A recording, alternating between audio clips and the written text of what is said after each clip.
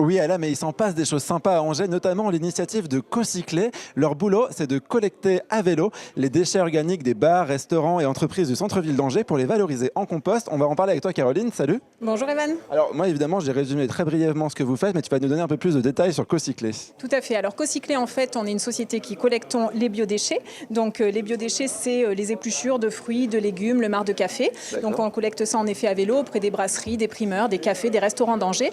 Et pour les transformer entre 6 à 12 mois après dans ce joli compost qui va ensuite servir à amender les champs et les cultures à proximité d'Angers. En gros, la boucle est bouclée, quoi. Et la boucle est bouclée. Et qu'est-ce qu'on en ferait de ces biodéchets si on les valorisait pas en compost? En gros, si vous n'existiez pas. Alors si on n'existait pas, ça partirait dans la filière classique des déchets, c'est-à-dire que ça partirait soit en incinération, soit en enfouissement, sachant que le biodéchet est composé à 70% d'eau, donc c'est une matière ensuite qui se composte très facilement et qui n'a rien à faire en fait en enfouissement ou en incinération. Ce serait dommage. Bon, vu que tu nous as accueillis dans la brasserie de la gare d'Angers, on va passer en cuisine pour voir concrètement comment ça s'organise. Vas-y, passe devant.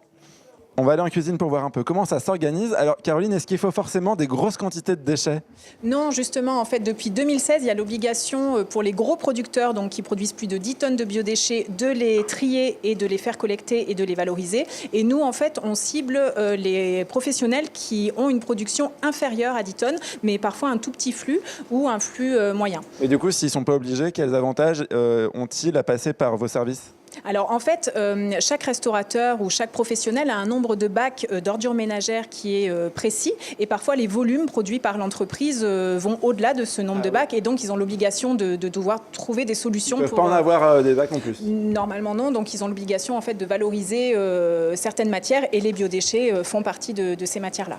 Donc ça c'est la première raison. La deuxième raison c'est la dimension écologique. Souvent voilà, les professionnels ont envie d'avoir un engagement de valorisation, notamment par rapport à ce déchet-là. Et c'est souvent des personnes qui trient aussi le plastique, le verre, comme la plupart des professionnels.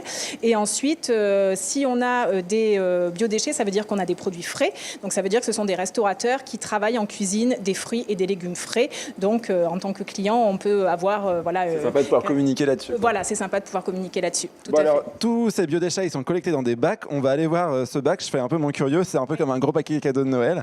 Qu'est-ce qu'on a à l'intérieur? Alors à l'intérieur, on va retrouver des épluchures de fruits et de légumes de saison. Et puis, on va également retrouver du marc de café. Parce que le marc de café, ça se composte? Ça se composte, c'est même un excellent activateur de compost. Et alors, c'est aussi apparemment un super gommage. Ma grand-mère m'a toujours dit ça.